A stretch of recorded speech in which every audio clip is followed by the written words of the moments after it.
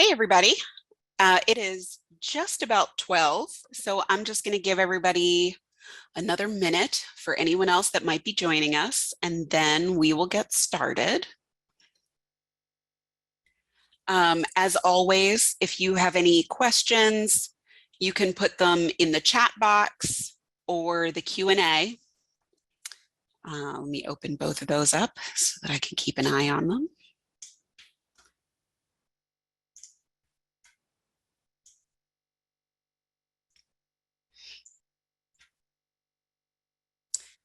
And just as a quick check, I want to make sure you guys can hear me and see me okay. If somebody could just drop me a message in the chat box, let me know that we're all good.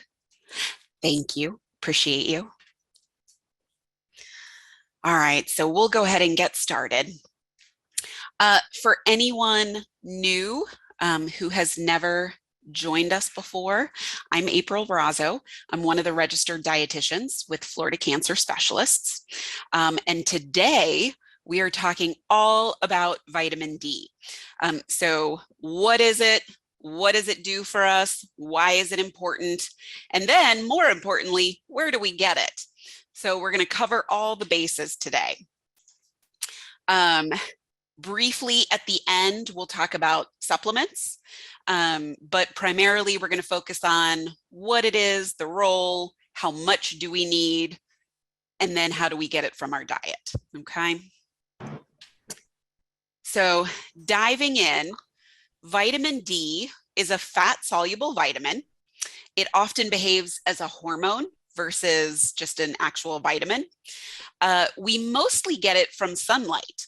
So 10 minutes a day, 5 to 10 minutes a day is for most of us is enough out in the sunlight where the UV rays make contact with the skin and then synthesize an inactive form of vitamin D that through some metabolic pathways gets converted to the active form of vitamin D.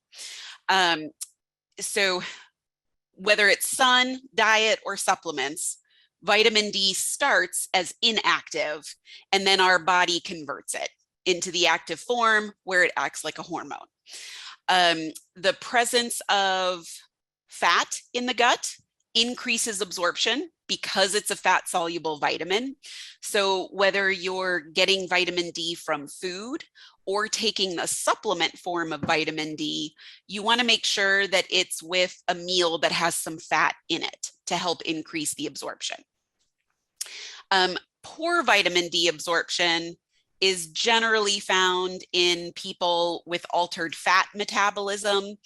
So some conditions that cause that: celiac disease, cystic fibrosis, Crohn's or ulcerative colitis, some liver disease, chronic pancreatitis or pancreatic cancer, and also people who have had gastric bypass surgery, because part of the upper small intestine, which is where vitamin D gets absorbed, gets bypassed in that surgery.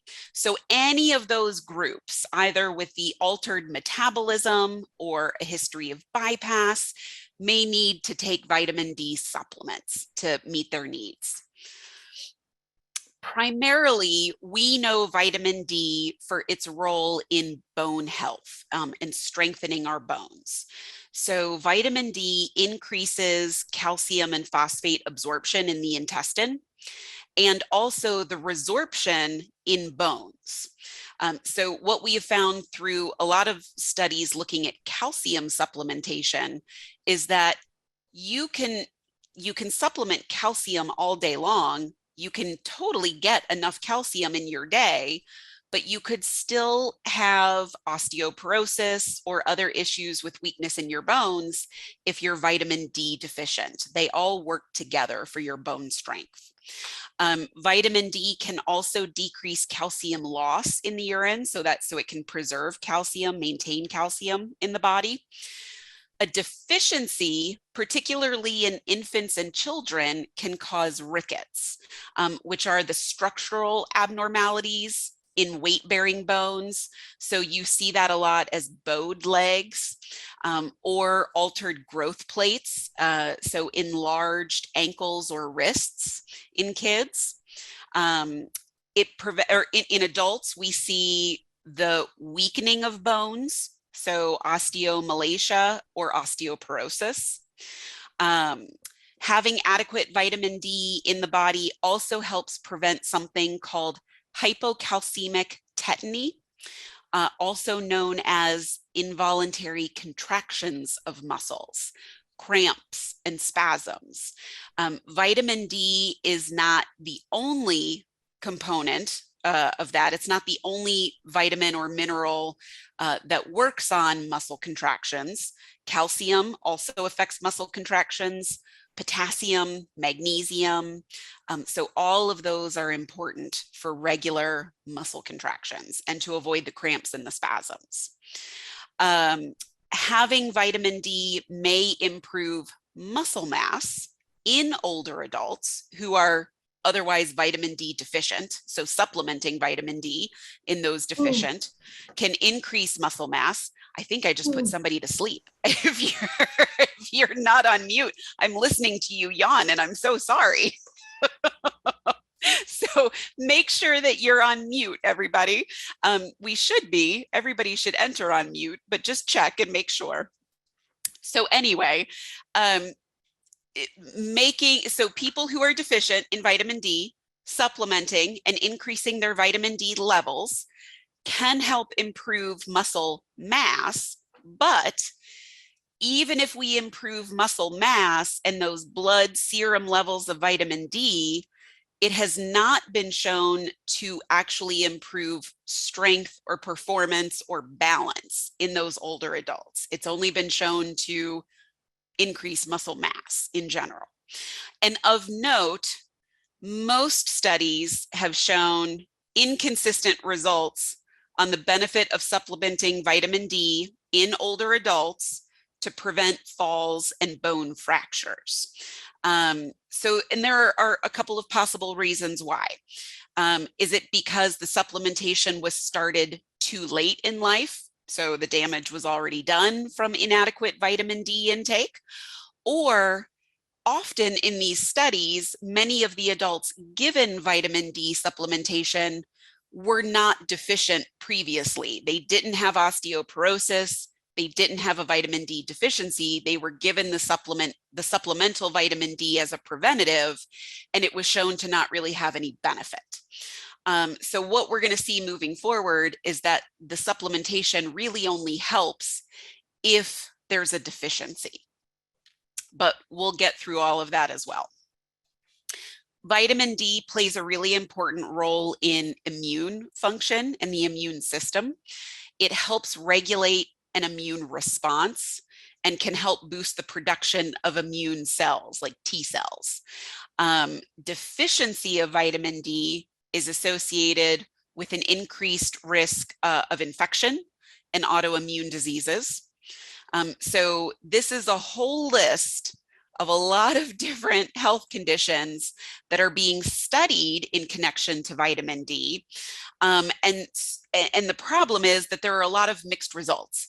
So the studies are either very small or the results are not consistent among the studies. So these are a lot of ongoing unknowns with vitamin D, but it's being looked at in conjunction with multiple sclerosis, reducing symptoms of allergies, eczema and psoriasis, fibromyalgia, Crohn's disease and lupus, insomnia, respiratory infections like cold and flu, and COVID-19. So of note, and this is I'm going to start to sound like a broken record as we talk about all the different functions of vitamin D, but with insomnia, they found that high dose vitamin D supplements actually had the opposite effect of improving insomnia. They can actually interfere with melatonin production in the body and make sleep quality worse. Again, that's with high dose supplements, mega doses. With COVID, there have been a lot of studies on vitamin D over the last couple of years with COVID-19. So what they have found so far, there does seem to be an association with adequate vitamin D levels to start. So somebody not deficient in vitamin D, and an association with less severity of the disease. So they're not finding that having adequate vitamin D in your system prevents COVID, but they are finding that it may help lessen the severity if you get COVID. Supplementing with a moderate dose, not a high dose, but a moderate dose of regular vitamin D may improve prognosis and outcomes. However, we go back to that mega dose. An extremely high single dose of vitamin D has not been shown to have any benefit in those COVID-19 cases. And very high levels, overdoses, or if your blood levels of vitamin D are too high, that may actually increase your risk of COVID-19. So things to keep in mind. Vitamin D has a lot of anti-inflammatory effects, benefits, and potentially anti-cancer effects. So vitamin D may slow tumor progression and inhibit metastasis of cancer. That does not mean it prevents cancer.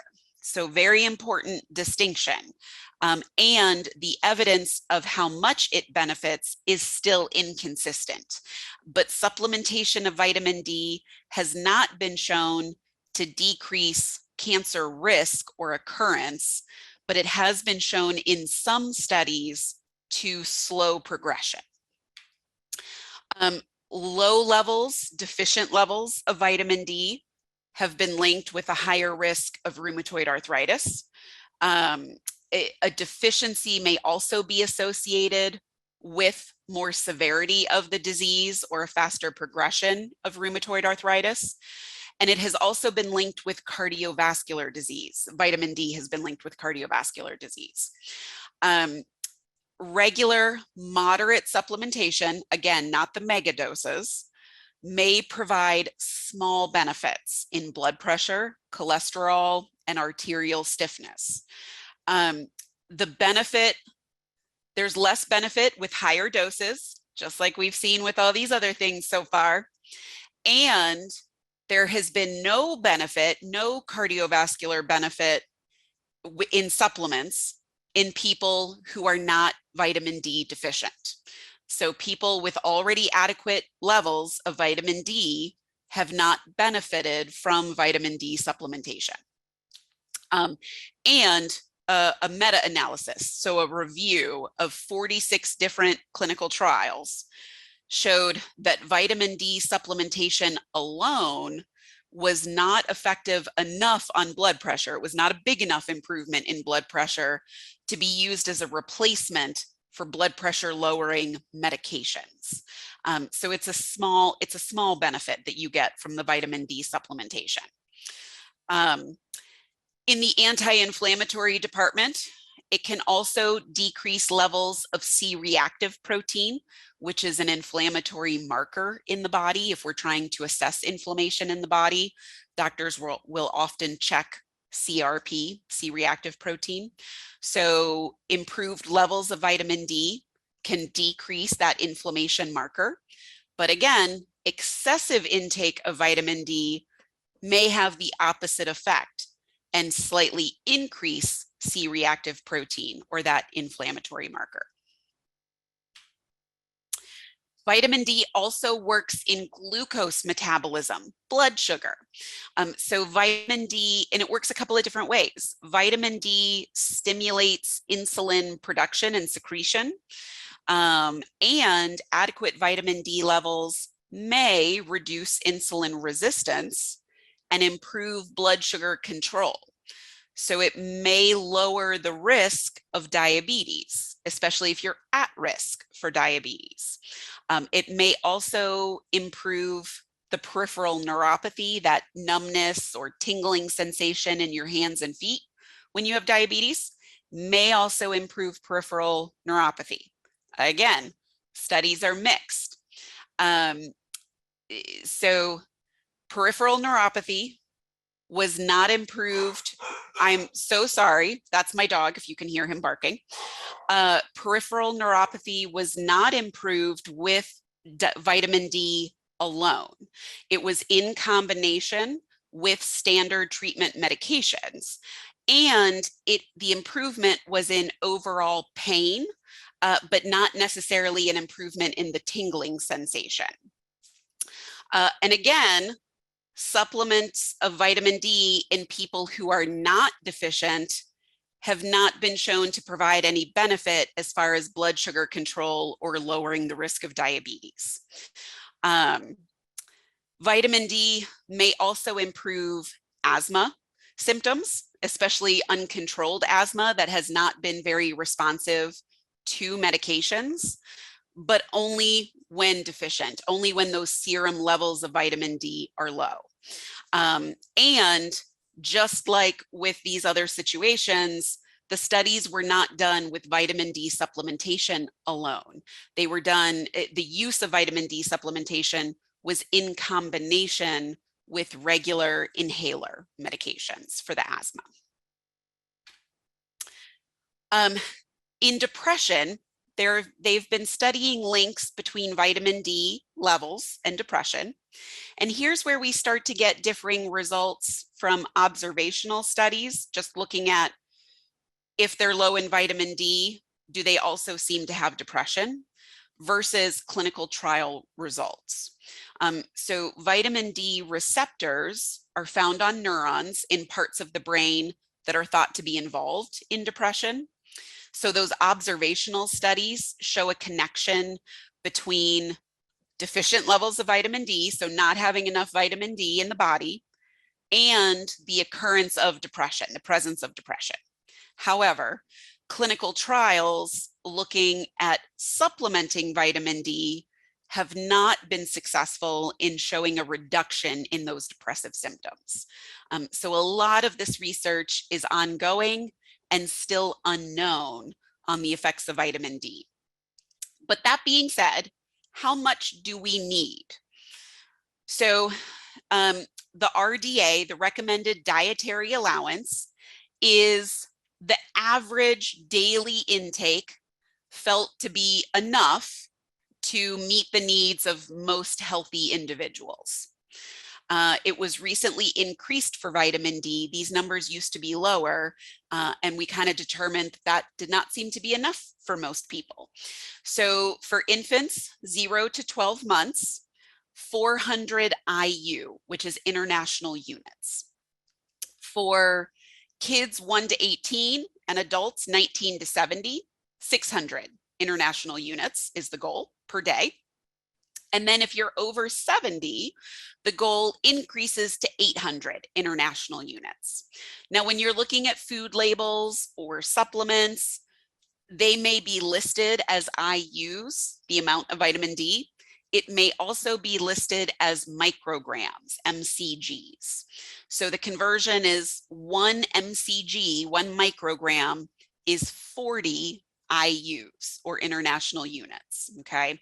So if you happen to be looking at food amounts or supplements that are listed as micrograms, for that 400 for infants, that would be 10 micrograms. For kids and adults, we need about 15 micrograms per day. And then for over 70, we're looking for 20 micrograms per day. Okay, that's the recommended amount of vitamin D per day. Oh, hold on. You also may find that different professional groups, both within the US and around the world, have different recommendations for vitamin D, which makes it very confusing. And that's because we go back to that last slide where I mentioned we still don't know all the things that vitamin D does. We still don't have the full picture of how much we need. So you may find that some recommendations are lower based on just preventing a deficiency and maintaining an adequate intake, while other recommendations are aimed at promoting some of those clinical benefits that we looked at. So those recommendations would be higher. There is an upper level and upper intake So that's the maximum amount of vitamin D that you can have that is considered safe. And that would be about 4,000 international units per day. So some of these studies have been based on 1,000 IU, 1,000 international units daily, versus just the 600 that we looked at for an adequate intake level.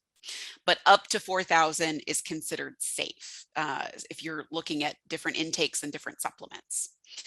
Of note, I thought was interesting, the average daily intake from food, this was based on research data from 2015 to 2016, only 200, or about 200 IU for men, 168 in women, and 196 in children.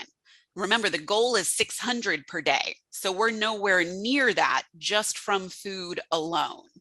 Now, with supplement use, vitamin D intakes were 3 times higher than that. So depending on your diet, you may want to consider a supplement. We're going to talk about that towards the end. Of note, 1 billion people worldwide may be vitamin D deficient.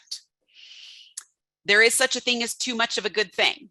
Okay, I say this with every food. There is such a thing as too much.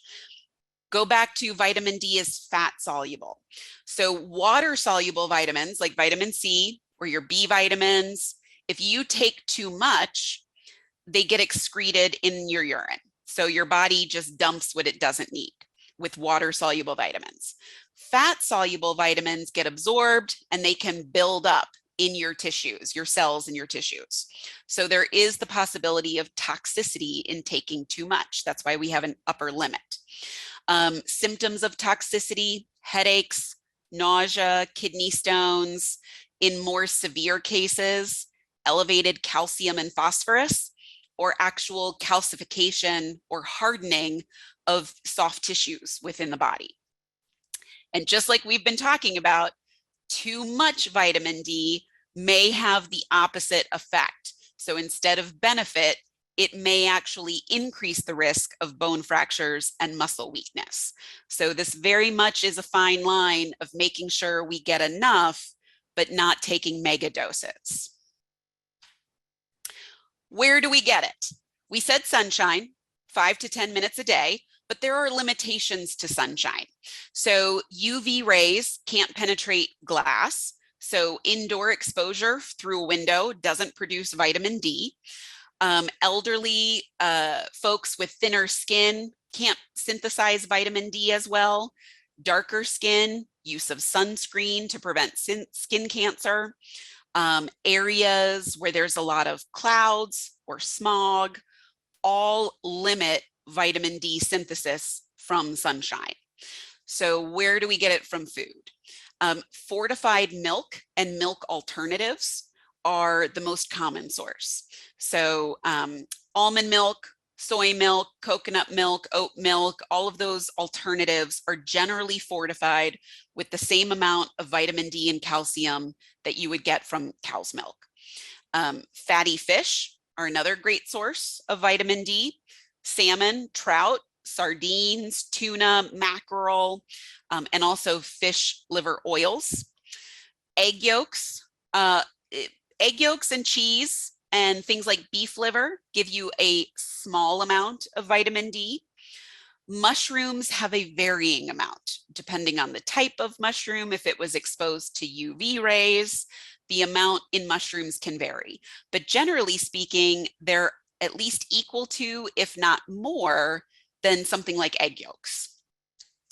Other foods are fortified with vitamin D. You can get yogurt that is fortified, orange juice, cereals that are fortified with vitamin D. As for supplements, there are 2 types of vitamin D that you may find in supplements. One is vitamin D2, the other is vitamin D3. Both are well absorbed in the gut, so you can take either one. However, there is some evidence to suggest that the D3 increases your blood levels of vitamin D to a greater degree than D2. and that D3 helps maintain those levels for a longer period of time than D2. So if you're supplementing, D3 may be a better choice. Speaking of supplement use, it is important to note that vitamin D supplements can interact with certain medications. So particularly if you take statins for cholesterol or steroids or certain diuretics, there may be an interaction where you don't want to take those vitamin D supplements. And as we have said throughout this conversation, supplements are only beneficial if you're deficient in vitamin D. If your levels are adequate, you're not getting any benefit from taking a supplement. And you can get a blood test to check your vitamin D levels, talk to your doctor about that. And as we have said, high doses, overdosing on vitamin D can actually have the opposite negative effect of what we're trying to accomplish. So before you start a supplement, it's really important to have that conversation with your doctor. And that is the end of my show. So we've got about 5 minutes left. If anyone has any questions, I've got the chat box open and the Q&A box open. So feel free to type any questions in there if you've got any while I'm waiting, while I'm giving you guys a chance to maybe type questions. Next month, June, I will not tell you the date because I can't remember. I want to say June 17th, but I cannot promise you that it is the 17th. I'm not looking at my calendar right now. But the third Tuesday in June, we will be back in the kitchen cooking, and we are going to do some healthy, cookout-worthy desserts for the summer season. So we're going to make a seasonal fruit crisp. I'm going to use berries. So a seasonal fruit crisp, kind of like a cobbler, but much lighter and healthier than a cobbler. Hey, April? Yes. Can I put in a quick plug for the newsletter? Please do. I just want to make sure everybody knows that they're coming out in the huddle now on the first Friday of the month.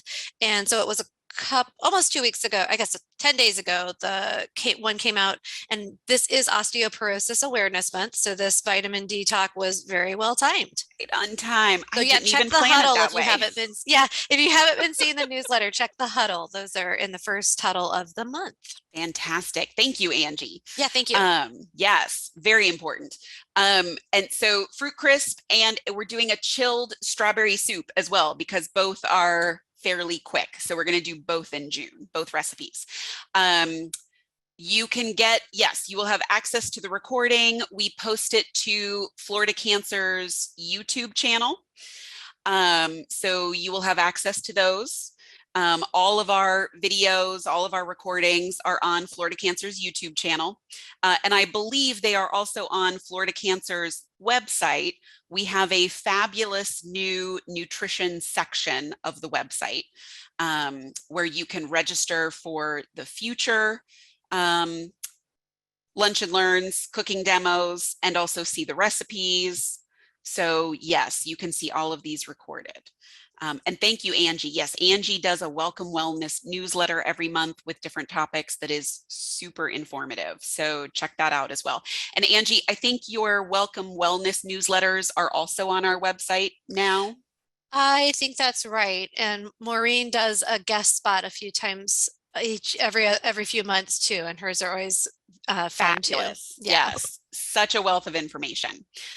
So on that note, I have not really gotten any other questions. Maureen, thank you so much. There's the link to our website in the chat box. So flcancer.com/nutrition and wellness. All of our links are on the website. So please go check it out. You can check out the FCS YouTube channel also for the videos and register for our next one. And I'll see you guys next month. Thank you so much. I haven't got any other questions. Bye, guys. Thank you.